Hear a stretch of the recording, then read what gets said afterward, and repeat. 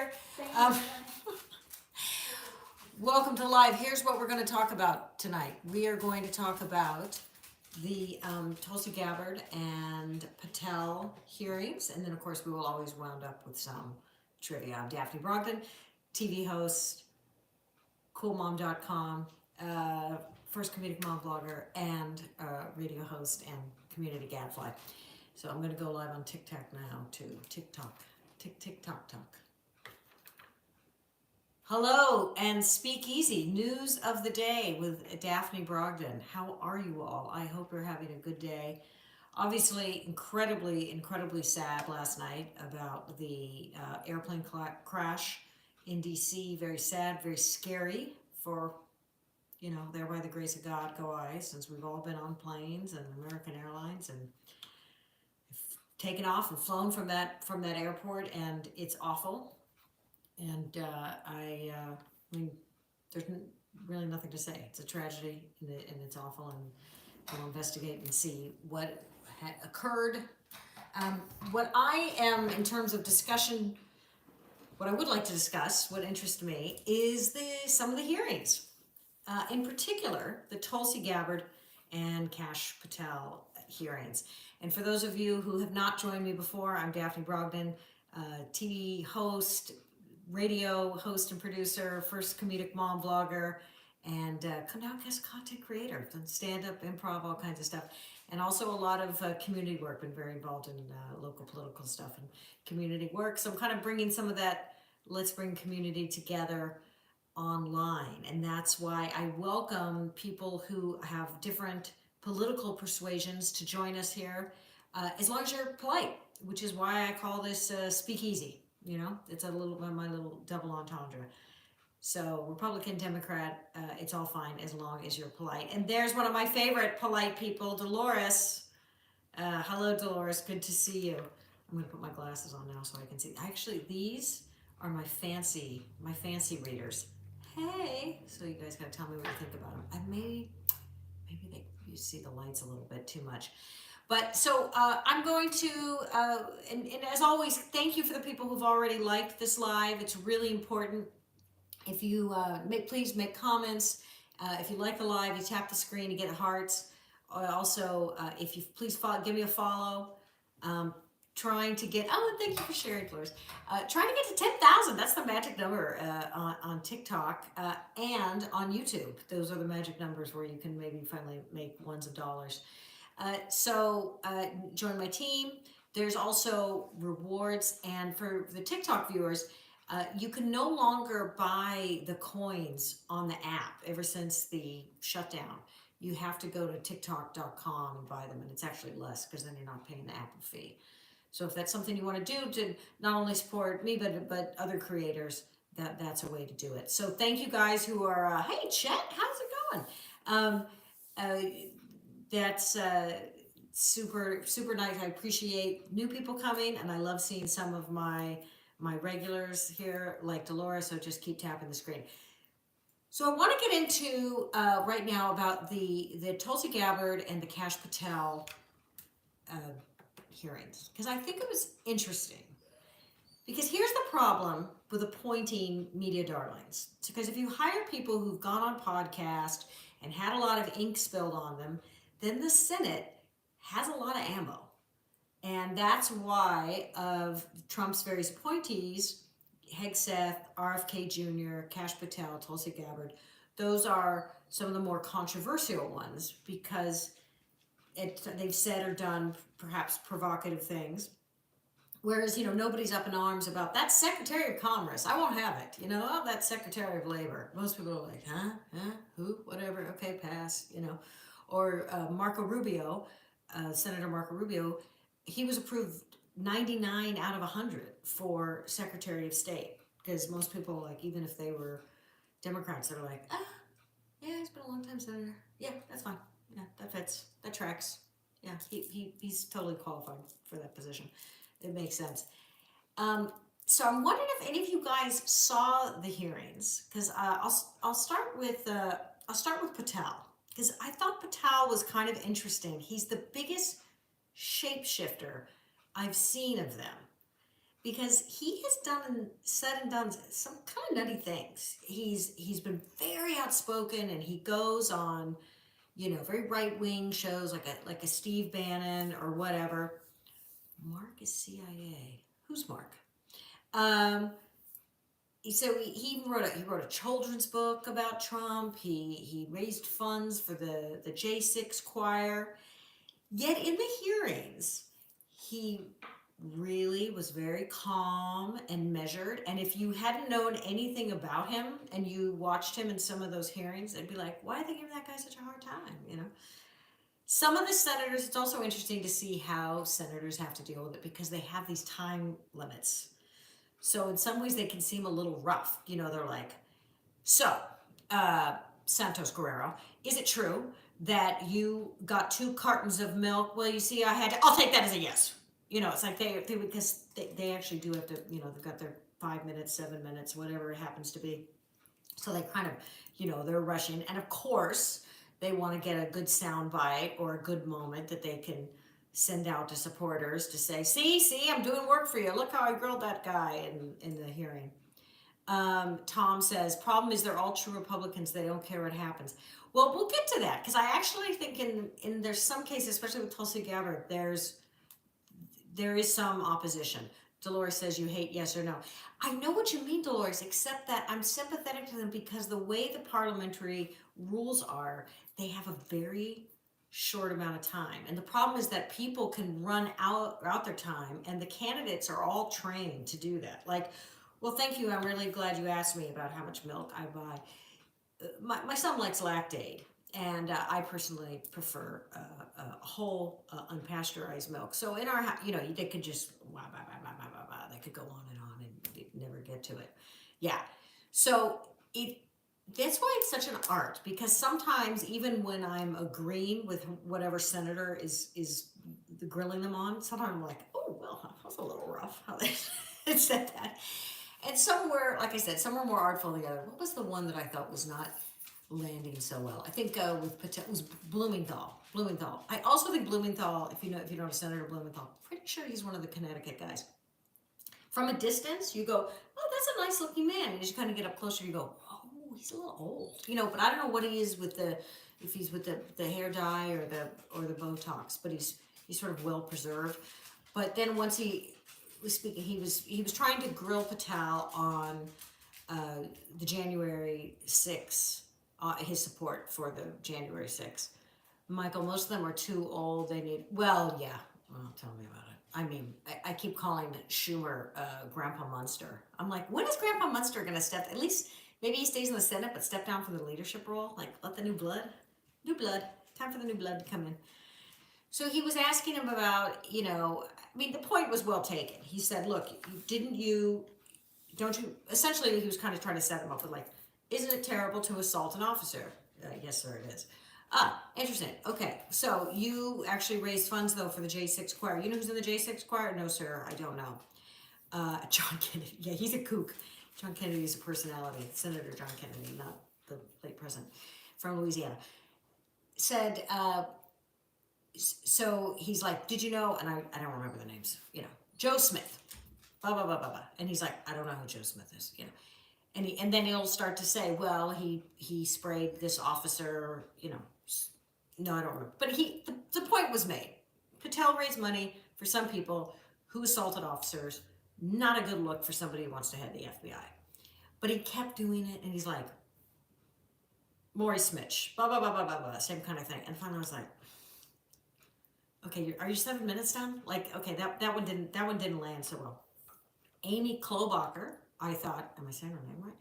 I thought she landed some good ones, because she was saying, did you not say, fill in the blank, not great inflammatory things where he's talking about going after people for political reasons and so forth.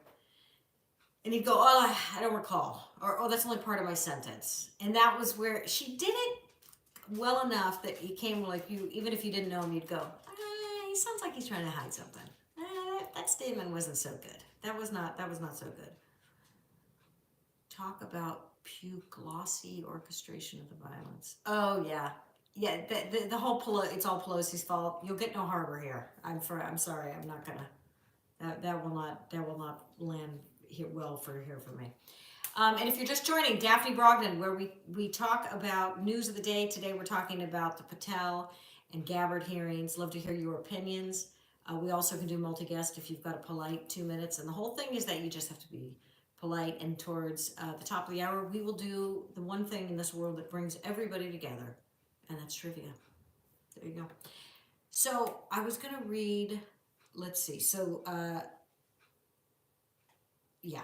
Okay, let me see if I had the thing about Gabbard. Yeah. Okay. So Cash Patel. So that's the funny thing. That's the funny contradiction where they're just he did so much. He made so many inflammatory remarks over the years, rather controversial remarks. That then to just out and out disavow it.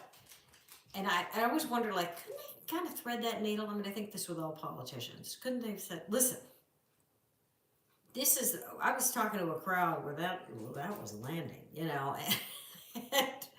you missed it. Yeah, you can get some highlights on either the C-SPAN website, or YouTube. Actually, on the YouTube C-SPAN, I saw some of it. Sear Blue Dahlia just got the #3 gifter badge. Well, that's exciting, but not for me. I don't think so, because I didn't get any gifts. Oh, there's my little gift thing. It's some friendship necklace. You can do some, but at the very least, tap the screen. Keep tapping the screen. Thank you so much. It helps helps people find me. So my whole deal here, for people who don't know, is I am a centrist. I am very happy to hear left wing, right wing, any other wing, as long as we're polite. That's all. That's what I care. A polite, civil discourse. We can even civilly disagree. So I'm going to play you a clip that I thought was interesting about the Tulsi Gabbard, because she is probably, I think she might have a hard time getting past.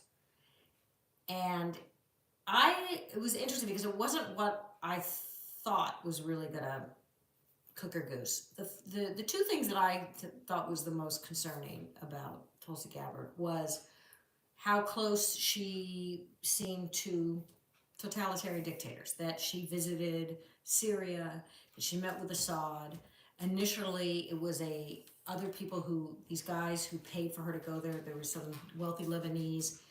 Later, when it came out that they had some connection to Hezbollah, she paid the money back, which was wise. But that was a little sus. Like, why would you go? Why would you be just not a good look for a former congresswoman? And then the other issue is her support of Putin, which was also brought up at the hearing, that when Putin invaded Russia. So today in the hearing, the senator said, who's responsible for the invasion of Ukraine? Sear Blue Dahlia says her whole life is sus. It's funny. Please keep the comments coming. I want to hear what you guys think, or if anybody wants to be a guest, I'm interested. So so they said, who's responsible for the invasion of Ukraine? And in the Senate hearing, she says, well, Putin is. But they said, oh, it's interesting, because when it happened, here's your tweet, which says, this could have been avoided, basically blaming Biden. So, I want to see what those comments says. What isn't looking good is when you all support Biden flying his family around private. That's right. I gave him my frequent flyer miles for that. Well, he's kind of yesterday's newspaper on that one. And if you want to talk about families enriching themselves, I don't think the Biden family cornered the market on that one. I mean, I think we all know Hunter Biden was a tad bit of an embarrassment, but the what's his name, Kushner, the son-in-law, he certainly has enriched himself. So anyway, set this aside. So the third thing, and I didn't see this coming, that they were going to hit her with, was Edward Snowden. Did you guys have that on your bingo card? Did you have that on your Tulsi Gabbard bingo card? Because I did not. Thank you. Glad you did my screen name. So I kind of had forgotten about Edward Snowden. And I assume that everybody remembers him. He's the guy who was he was a contractor, and he leaked government secrets, and not just only government secrets, but he leaked them to somebody who's oh God, what's his name? Now I'm blanking on the name. He wasn't a nice man. Oh, you saw it, Dolores. Good. Being successful equals. So I'll get to Michael Bennett. Oh, this is what I was getting to. So Amy Klobuchar was pretty good, but with Patel. But the guy who landed the most blows with Tulsi Gabbard was Michael Bennett of Colorado. He started to get a little exercised. If I was him, I would have been like, underplay it. Because I will say this for Tulsi Gabbard. She's not the shapeshifter that Patel is. She's always spoken a very measured, serious way, coming across as a serious person. I give her credit for that, and she has maintained that. Whereas if you see Patel on a podcast, he's like, "Wow, we got to go after Trump's enemies," you know. And then in the hearing, he's like, "Yes, sir. No, I don't recall that, sir." Is this about who landed blows? Not so much. It's more just about what people thought. I just was interested about what people thought of it. But I think it's interesting to see the machinations, because the problem again, why we're talking about these nominees, or we're not talking about the Secretary of Education or Commerce or Treasury, they weren't media darlings. This is the double-edged sword of picking people who've had a lot of media attention. We haven't even gotten to RFK. But let me see if this is going to work, because I haven't. Here we go. I would like Can to you guys hear it? repeat my colleague's question to you. Thank you for being here. Oh, that didn't work. To answer these questions and for your service. Was Edward Snowden a traitor to the United States of America?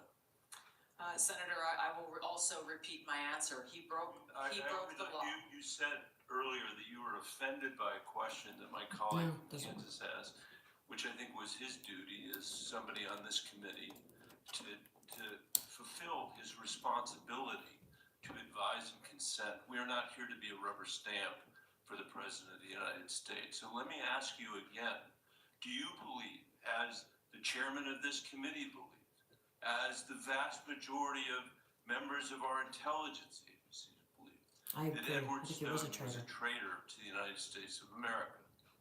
Senator, if confirmed as This is when the Director of rubber National hits the road. Intelligence, This is I will work with you to make sure This that is there's not not a another moment for Snowden social likely. media. It's not a moment to propagate theories, conspiracy theories, or attacks on journalism in the United States. This is when you need to answer the questions of the people whose votes you're asking for to be confirmed as the chief intelligence officer of this nation. This is Michael Bennett, Senator of As Colorado. my colleague said, this is not about you. It's about the people that serve the Yeah, I agree, intelligence Dylan. agencies of the United States. Is Edward Snowden a traitor to the United States of America? That is not a hard question to answer when the stakes are this high. Senator, as someone who has Your served answer, in yes or no, is Edward Snowden a traitor to the United States of America? As someone who has I'll go on worn to our my uniform questions. in combat, I understand how critical our national security Apparently is. you don't. Apparently you don't. Let me. All right, there you go. That was the clip. So, Senator Bennett asking Tulsi Gabbard to say, was Snowden a traitor? And she couldn't say it. So,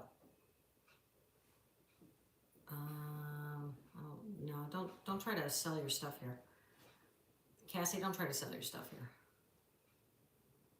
So, Blue Dahlia says, I think Tulsi is flat out dangerous for our country. Please feel free to elaborate on that. I'm interested in that. I think that there could be a better candidate for this job. And okay, you're kind of taking up a lot of space here, so I'm just going to mute you right now. Thank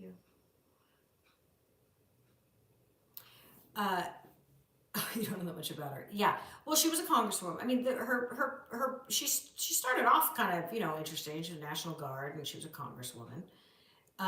You're just a psychic, yeah.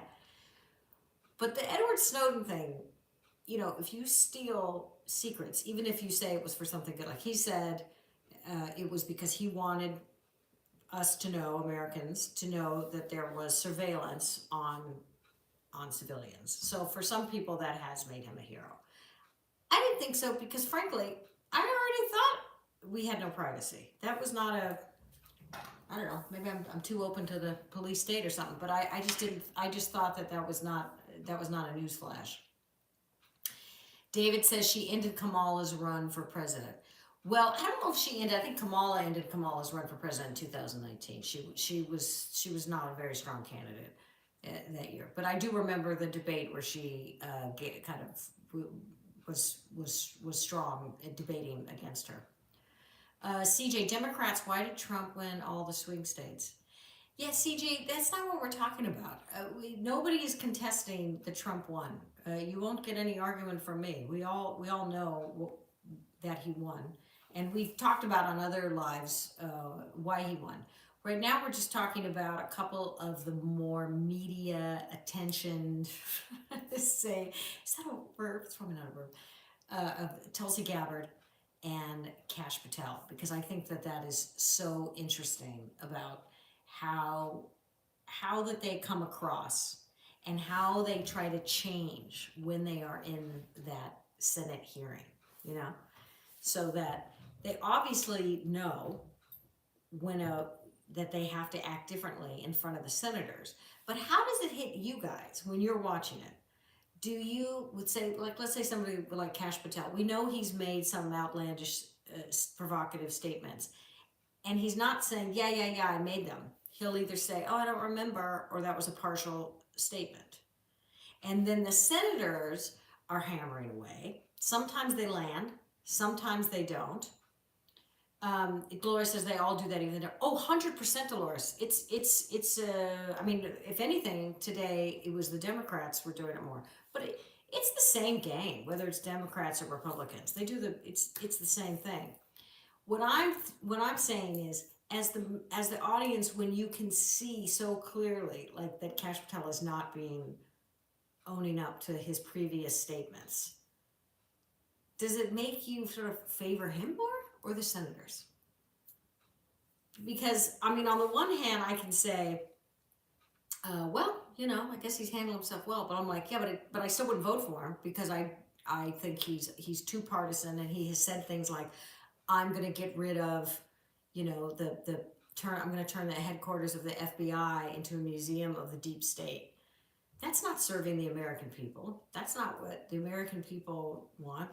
For the FBI, there's, oh my goodness, there's so many things they deal with, kidnappings and drugs and fentanyl and so forth. So ideally, you wouldn't want anybody who is overly, who's so partisan, they said they're going to turn the FBI into a deep state. Now, if he was being hyperbolic to be entertaining in the midst of a podcast, couldn't he say that? Listen, I'm, like my boss. I know how to entertain. So I think I've missed a few things. They already know the answer. Steve says they already know the answer to all the questions they are going to ask because it has already happened. Yeah, well, they're trying to get it on the record, and they're trying to see how the candidate reacts.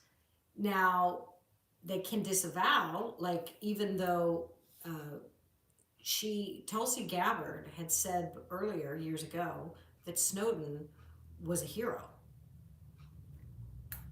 So that's on there. And now they're saying, do you think he was a traitor? And she won't say it. So it sounds like it's not a little. For the head of who would be of the intelligence to say that somebody who would leak intelligence was a hero, that's a bit damning. Haas Designs, how embarrassing were the Democratic congresswomen today? Unhinged for sure. They weren't, you mean senators? Because they weren't in front of Congress, so I'm not sure who you mean. I didn't see anybody who was unhinged. I thought some people were inartful. in how they spoke sometimes. But I find the machinations of it very interesting. Zach Foley says you can't discuss a topic with any intelligence. Yes, exactly. You're supposed to be very secretive. Oh, we need some music. Alexa, play like songs on shuffle. It feels so quiet in here. How they react in front of the camera in the American public, says Steve. Yeah, exactly. Yeah. Alexa, turn down by 2. The Democratic Party will be out of power for at least 2 generations, says CJ. You're going to grind this. CJ's got an agenda here. Nina's here. Nina. Oh, thank you, Nina. You're so sweet. Nina's one of our core community people. Thank you for the rewards. I so appreciate that. You guys, it helps us in the TikTok world. I don't know who you are, so I'm not going to let you co-host. So why do you think Snowden is a hero, Haas Designs? I don't know about that. So Dolores says, you joined my team. Thank you. By the way, I meant to tell, that's what I should have told you guys. So TikTok sends these things out to creators. Apparently joining the team, which is up here, I think it's literally like a penny, is real. Oh, thank you, Big Gabby. Oh, you know what? Oh, thank you so much. This is one of the things that they're tracking to tier up the creator. So I really appreciate that. That's one of the best things you can do to help support me. I super duper appreciate that. Elizabeth Warren was off the chain. Okay, now was that in the RFK Jr. one? Because I didn't focus on it as much, but I have had some, I have heard some criticism a little bit about that presentation. Nina, how are you? I'm okay. It was one of those days where it was kind of a mommy day where this afternoon I was driving. So, but I'm fine. I'm good. Thank you so much for asking. We got rain in LA, so we've got clean air again, and we might even have more rain next week. So I'm very happy. How are you, honey? Indiana Freedom. He helped America know what they were doing, but it was against the law. Yeah. See, I already figured what he said. I already figured. I was like, yeah, I'm sure they could overhear my conversation anytime they wanted. I don't know. It didn't throw me. Oh, good. I'm glad you're good. Thank you, sweetie. Dolores, you're so good. Tap, tap. You know what, Dolores? Why haven't I put you? I don't know if you want it, but I'm going to add you as a moderator. I should actually add you and Nina as a moderator. Just in case. If anybody says anything icky, or if you want to highlight anything anybody says, whether you guys want to or not, but I've added Nina and Dolores as moderators because you guys are like my TikTok sisters now. Let's see, B. Gabby. I like Elizabeth RFK. She asked the tough questions and didn't let him sway. Oh, well, that's good. I will go back and watch it. I usually like her because she's impassioned, and I do like when I see, strong women senators like Amy Klobuchar. The knock is, and it's a fair knock, is that the senators, including her, who've gotten money from the pharmaceutical companies. And I do have a mistrust of the medical pharmaceutical, in our capitalist medical system. Now, I get why they do it, because obviously, unless we get finance reform in elections, there's just, the Congress people and the senators all have to get so much money. So it's like impossible to not be corrupted by it, probably. Let me go back here a little bit. Oh, Dolores, Your Honor, you're so sweet. Yay, Nina. Oh, good. I'm so glad. Thank you, ladies. Thank you. Zach Foley, MAGA is good with everything Trump says, regardless of his stupidity. Well, I know why you're saying that, Zach. And I know that there's a lot of people like that. You certainly see them on X.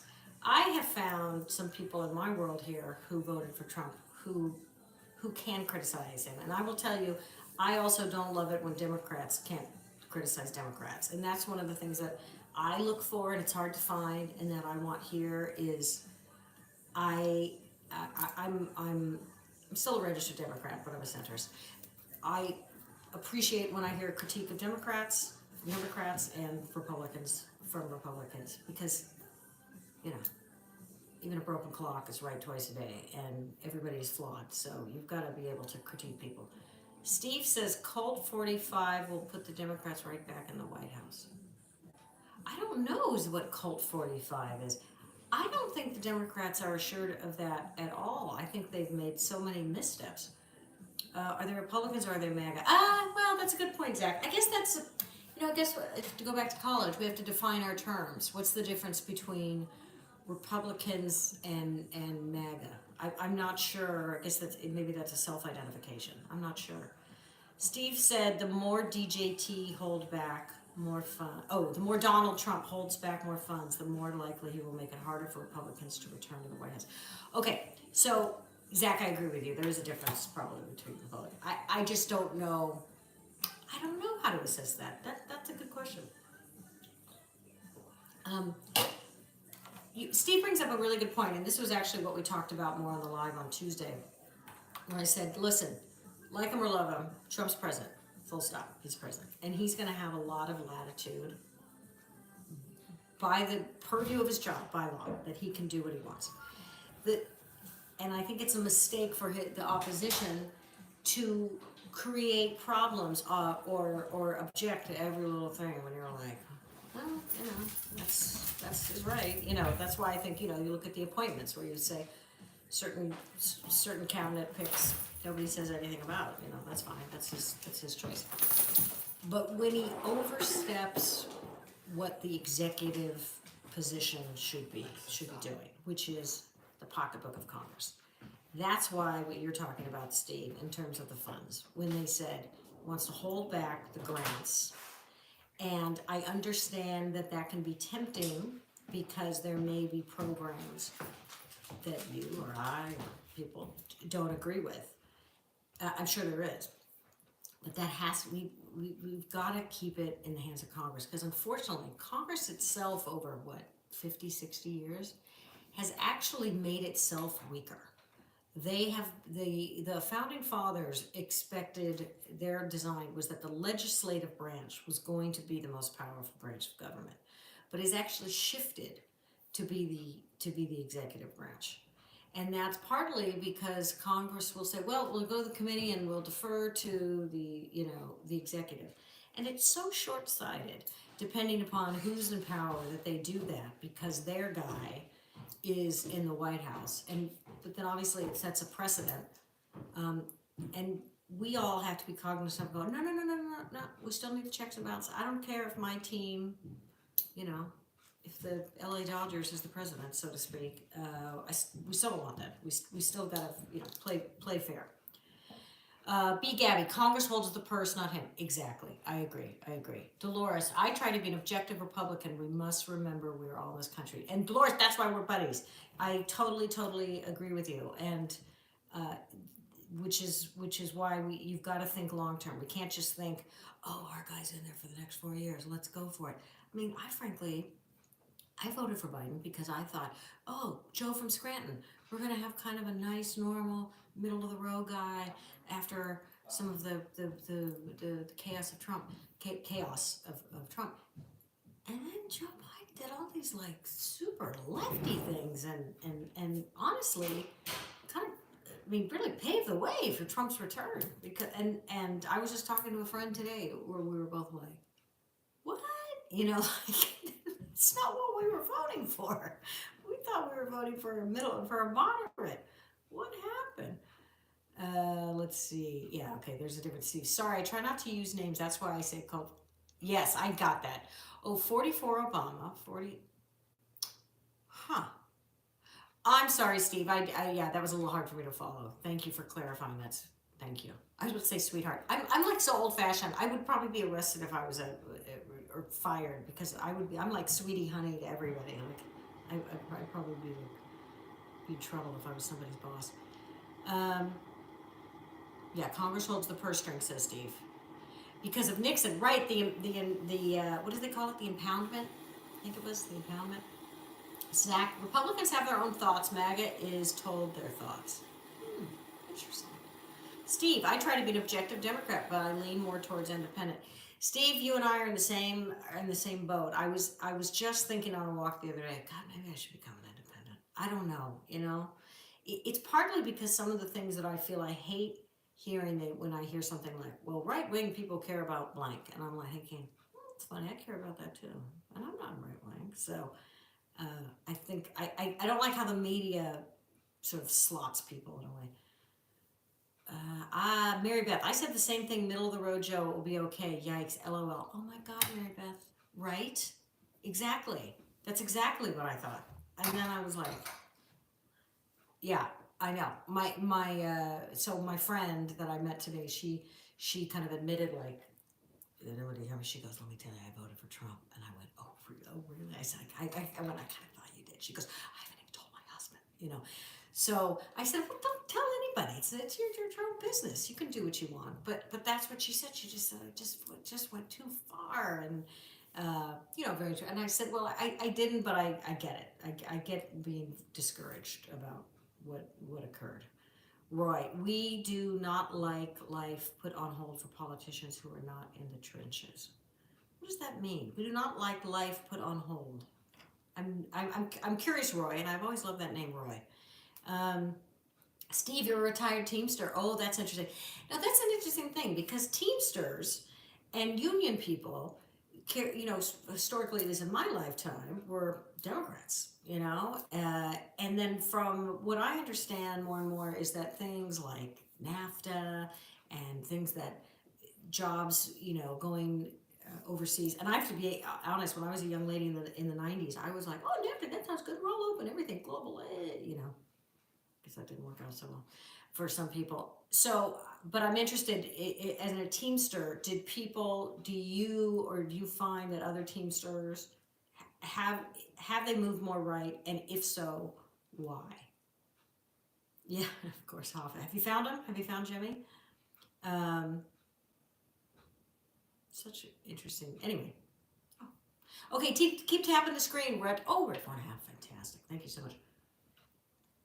And if anybody can do rewards besides Nina, or join the team, thank you so much. And please give a follow. I'm Daphne Brogdon. I was a TV host for many years. By the way, I also, one of my biggest claim to fame was that I had my own Food Network show, Daphne Dishes, and I'm also on, I have 2 channels on YouTube, coolmom.com, which I'm on right now, which is my comedic mom vlog, and Daphne Dishes again, where I do cooking. So it's totally different than this. I'm just doing cooking. So that's but on TikTok, I like to do the topical stuff. Okay, Steve, yes, that's why things like the NLRB are important. Oh my God, tell me what the NLRB are. I should know what that is. I'm sorry. B. Gabby. Oh, B. Gabby, my new best friend. My husband is a Teamster. He is.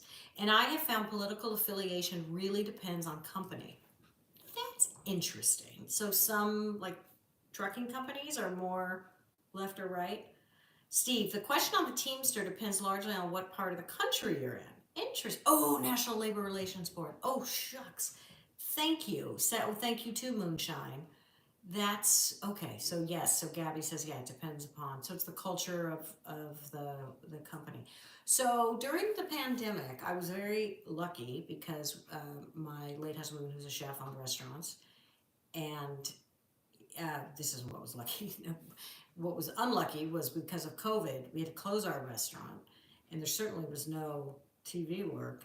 So I started doing marketing and sales for an indoor agricultural company. We did commercial agricultural, and I was lucky because that saved our bacon because I was able to work for them. I actually still do their social media.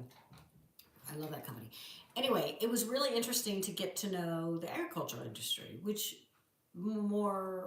definitely more Republican, Trump voters, that kind of thing.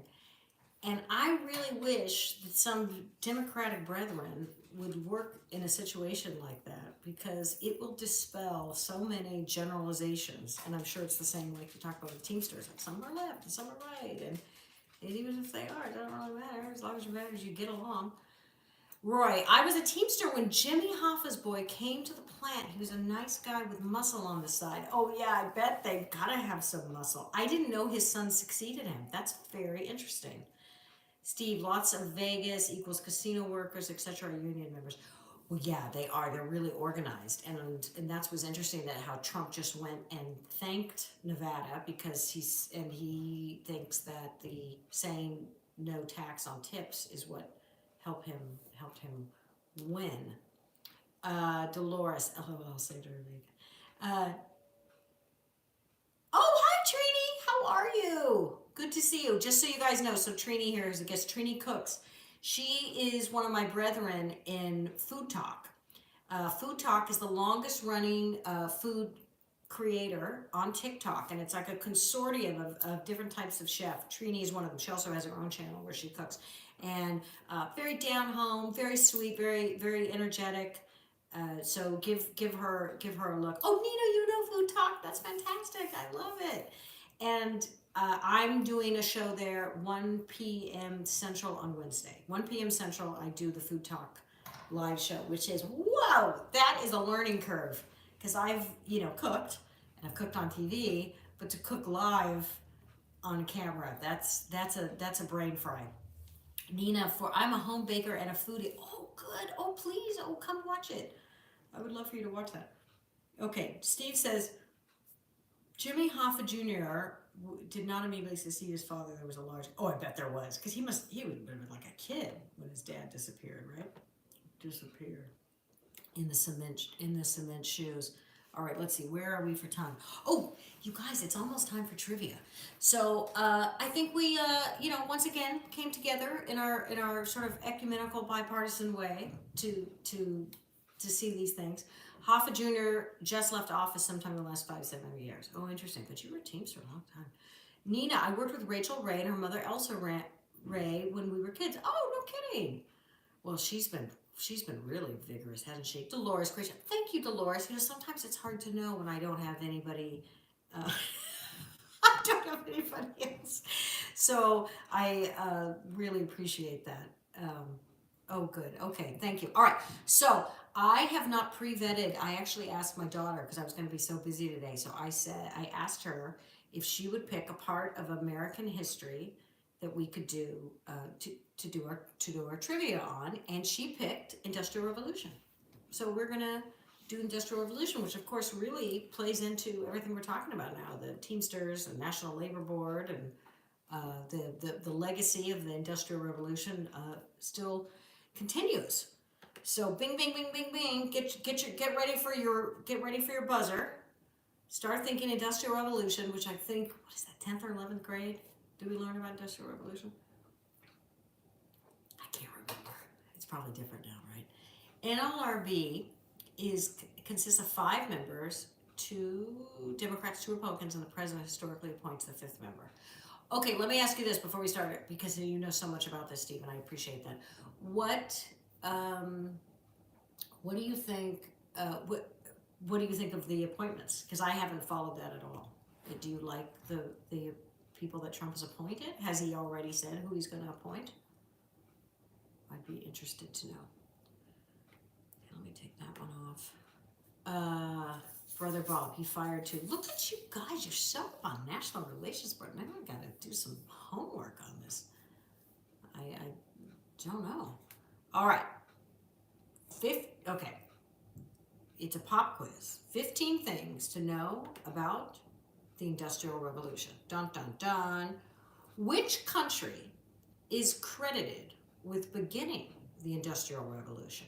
Great Britain, France, US, or Germany? Steve says no, he's not. He just fired 2 to bring it back into. Okay. Well, just bourbon. Okay, which country is credited with beginning the Industrial Revolution? All right. B. Gabby says Germany. I can't see cases about 5. Oh, okay. Dolores says Germany. Lee says Great Britain. Okay, well, I think it's Britain. The Industrial Revolution began in Great Britain around the time of the American Revolution. It was in Great Britain where machines were first used to make cloth and steam engines to run the machines. There was some big machiny stuff that happened in Germany, but yeah, I think it was Britain. Okay, it was Britain. What were some of the inventions from the Industrial Revolution? Okay, this is a little confusing because there's 4 choices, but they have 2 in each choice. So let's go to make it easy. A, phone and television. B, flying shuttle and spinning jenny. C, electric light and computer. D, automobile and airplane. A, B, C, D. Phone and television, A. B, flying shuttle and spinning jenny. C, electric light and computer. D, automobile and airplane. Okay, I'm getting a lot of D. Oh, you took a course in British history. Good, good. You can help us out here. Okay, D. No, it was B. Somebody said the spinning jenny. I think the confusing thing was the flying shuttle. Did that throw anybody else off? That threw me off. So it was flying shuttle and spinning jenny. The Industrial Revolution began with the invention of the flying shuttle for looms. Durr. Of course, this thing, the flying shuttle for looms. All right, in 1733, and the spinning jenny, I remember that, in 1764. These inventions revolutionized the way yarn and cloth were produced, leading to further developments in production and transportation. Steve, we are not as smart as we thought. I know. Yes, B. Gabby, Eli Whitney. That's right. Well, the cotton gins. Yeah, Roy, the loom. You knew it. You knew it. Oh God, they did it again. This is another one with the group together. Okay, what were the 3 inventions that opened the way for the later machines of the Industrial Revolution? A, flying shuttle, steam engine, spinning frame. You know what? I'm going to skip this one. This is too complicated. It was flying shuttle, steam engine, spinning frame. That's too difficult. All right, next question. What was one of the first uses of steam engines? To power trains. Oh, I'm going to go A, B, C, D. I think it's easier. A, power trains. B, to pump water out of coal mines. C, to power ships. D, to power industrial machinery. A, power trains. B, pump water out of coal mines. C, power ships. D, power industrial machinery. Okay, Steve says C. B. Gabby says D.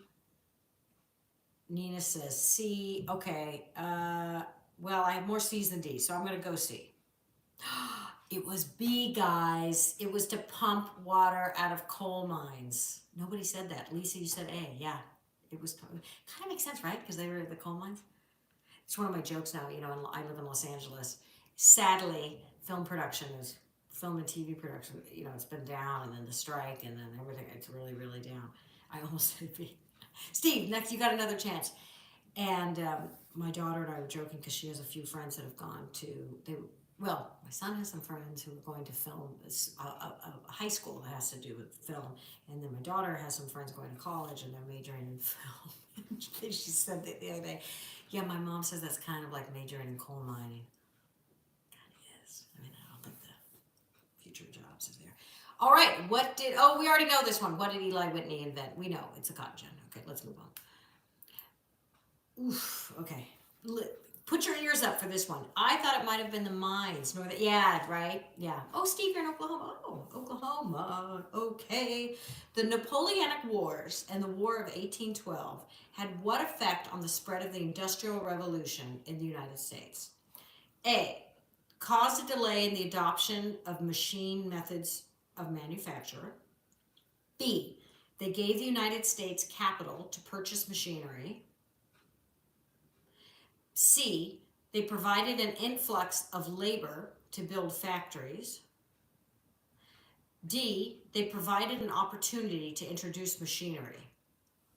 I think it's A or D. It's either going to be an opportunity or a delay, I think. Okay, Nina's saying C, an influx of labor to build factory. Lisa says B. John says D, couple of D's. C, well, the C's and D's are kind of tied. I'm going to go D because that's what I was. Who said A? Did anybody say A? Nobody's. You guys, we are so bad tonight. Industrial Revolution is going to be our Waterloo. It caused a delay in the adoption of machine methods of manufacture. I guess so, because it's an interruption, right? Yeah, makes sense. The Napoleonic War and the War of 1812 caused a delay in the adoption of machine methods to manufacture in the United States because France and the U.S. had little opportunity to introduce machinery during the wars. Oh, duh, I was only thinking of U.S. Of course, that would totally gum up European countries as well. The wars did, however, provide an opportunity for the U.S. to invest in manufacturing when English products became difficult to obtain. Okay, so D was a little bit right. It was a little bit right. Oh, wait a minute. We like your daughter, maybe not. Well, I told her pick a section of history. I said, let's do something else. Okay, what was the first area in the U.S. to industrialize? New England, the South, the Midwest, Silicon Valley. Well, we know it's in Silicon Valley. New England, the South, the Midwest. So A, B, or C? Yeah, wars mean money, but I don't think they had it all together at that point. Okay, Steve says the Northeast. So does Gabby. So does John. Okay, let's go. Or New England, excuse me. Yep, New England. I think I knew that. New England was the first area in the U.S. to industrialize. Spinning machines operated in New York. What the heck was that? Operated in New York, 1810. First practical power loom was installed in Massachusetts in 1814. Shoemaking was organized into a factory in Massachusetts. They had it going on. Oh, yay. Thank you for all the likes. I really appreciate it. Thank you guys. Keep tapping that screen. We all got that. We didn't need it. We've redeemed ourselves. Yay. Okay. Who was the first to introduce machine methods of Oh, this is interesting. I don't know this. Who was the first to introduce machine methods of manufacture to the U.S.? Yeah, but last was in the West. Was it Moses Brown, A, B, Samuel Slater, C, Richard Arkwright, D, John Kay? I don't know any of these people. They could be characters from Guiding Light. I don't know any of these people. First, introduce machine methods of manufacture. Okay, John says B, Gabby A, Dolores C, Steve D. Well, Dolores, you're my girl. I'm gonna try yours. Okay, wait, it was B. Who said B? John, you were right. It was Samuel Slater. He was the first to introduce machine methods. He was hired by Moses Brown of Rhode Island. Interesting. Okay. Okay, we're getting into some economic theory here. What is the principle of laissez-faire? Because we hear that all the time, laissez-faire economics, right? What is the principle of laissez-faire? A, employers should provide decent working conditions. B, the government should intervene in business. C, businesses should share their profits with workers. D, the government should not interfere in business. Come on, we got some libertarians here in the room, right? We should not. Okay. So, laissez-faire. D, yeah, not interfere. Yep, it says Steve, says Lisa. John says decent working conditions. Well, I'm pretty sure it's not interfere. Yep. Laissez-faire is a principle of economic policy that holds that the government should keep hands off business. This means that under the policy, employers are free to arrange working conditions, which is another thing I say would push me to the center from the left, which was owning small businesses. When you own a small business, especially in California, where you get taxed, regulated, blah, blah, blah. No, there's not a permit. No, we have to get the expediter, but we already paid this much money. No, we gotta wait. Oh, can we put a sandwich board on the sidewalk to attract more? No, we don't. City doesn't allow that kind of crap. Steve, that is why we have unions. Yeah, I know, but that makes sense for a big company. But we were always small restaurants with slim profit margins, and the having to deal with the onerous regulations was really tough. When you're like, I just want to serve some food. All right, what was the goal of most 19th century labor unions? Oh, Steve, you should be able to answer this. What was the goal of most 19th century labor unions? To A, win improvements through collective bargaining and strikes. B, to overturn laws that forbid unions. C, to preserve the traditional conditions of skilled crafts. D, to turn back the clock to older work systems. No, that doesn't make any sense. It's not D. There's no way. What was the goal of most? To win improvements, I would think, right? No. John, A, yeah, I think it's to win improvements. Yeah, I mean, I would just say because the conditions that they had in like the 18th, 19th century was terrible. All right, there's a second industrial revolution. Only one pip! I was thinking of you the other day because I was like, you didn't show up on Tuesday, I don't think. I don't know, I was thinking like I hadn't seen you. And I was trying to be less ADHD-ish, as you had said. You said my lives go with your ADHD, which cracked me up. So we've already done our news talk, only one pip, but we're doing our trivia. We're doing Industrial Revolution, and we're more than halfway through. So I'm glad you joined. So tap that screen. We're very happy to see you.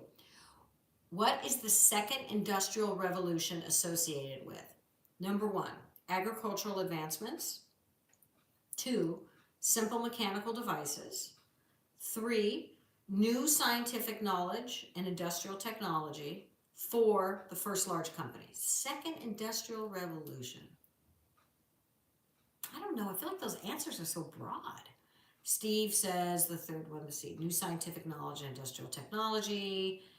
B. Gabby says the first one. Lisa says the third one. So does John. Okay, I'll go with that one. You guys were right. Characterize new scientific knowledge such as steel, chemical, petroleum, and the study of electricity and magnetism. I was going to say magnesium. I take it every night for sleep. All right, in which year did Thomas Edison introduce a system of electric lighting in New York City? Oh, that's a good one. Only one pip. Oh, thank you. Thank you, sweetheart. Thank you for the words. I really appreciate it. In which year did Thomas Edison introduce a system of electric lighting in New York City? Was it 1901? A, 1901. B, 1895. C, 1860. D, 1882.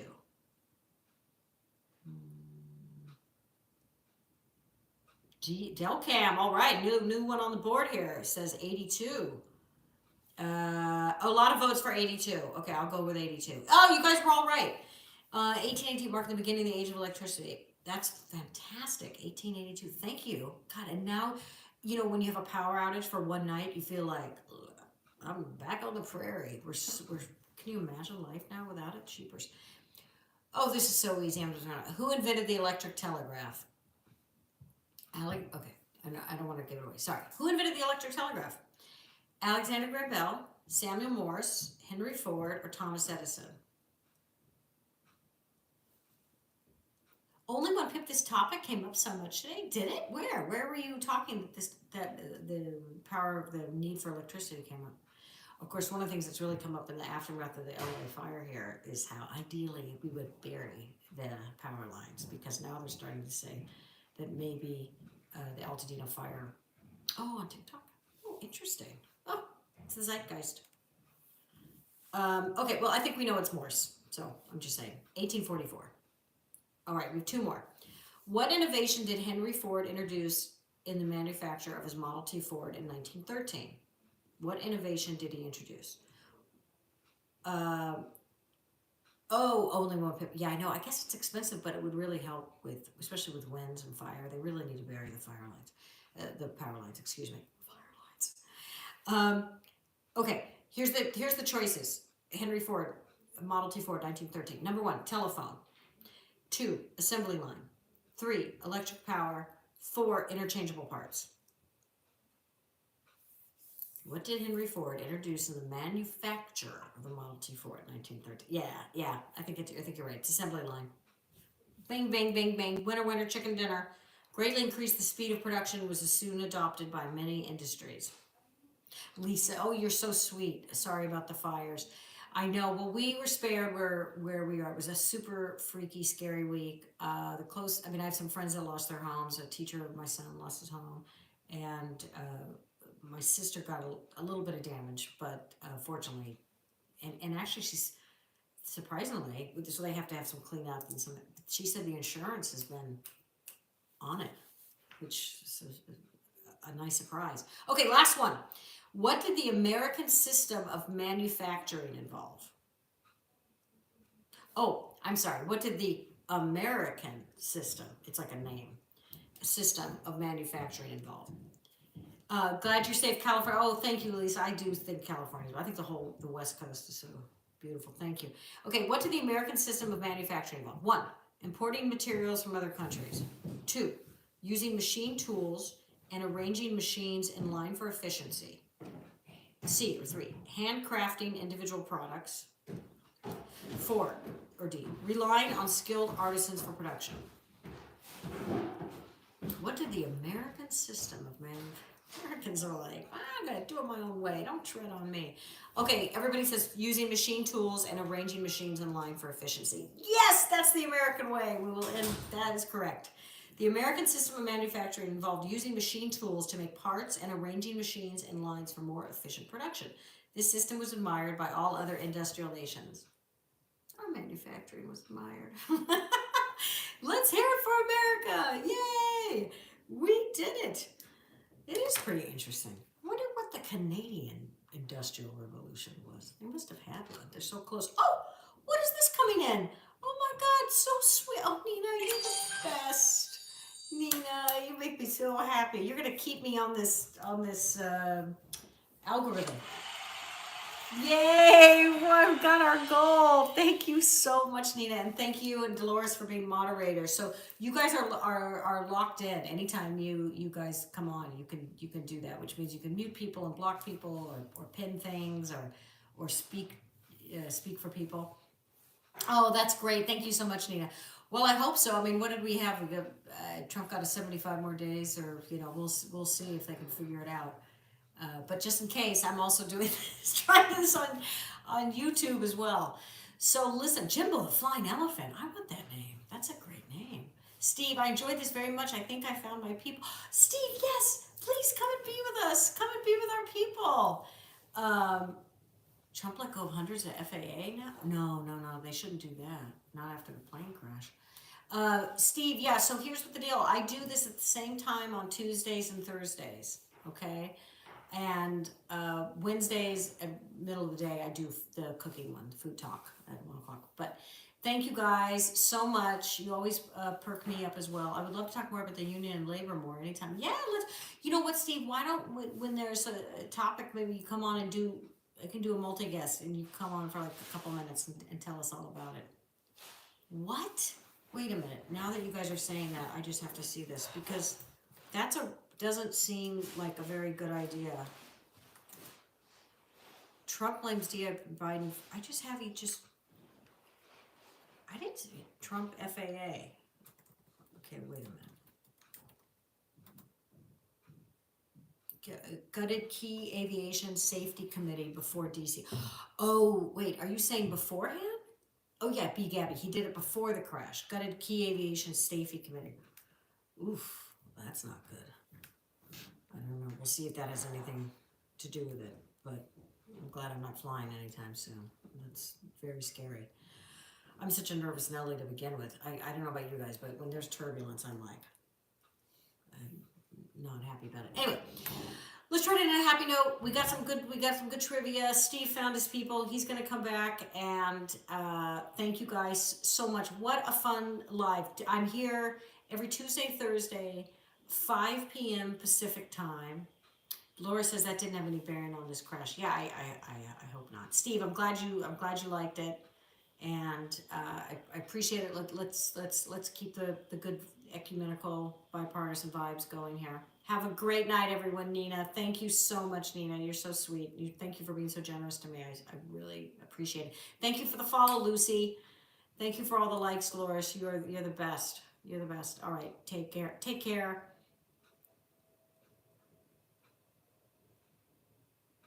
And if let's see, you had more subscribers watching than 90. And just in case my subscribers, hi, John from Spain. There you go. Have a wonderful night. Now, right now, only the subscribers should be able to watch. So I want to thank you guys for your support and for being here. And please, if you have any ideas for topics or for trivia, let me know, please. I want to hear what you guys are thinking. I would really love that. Okay.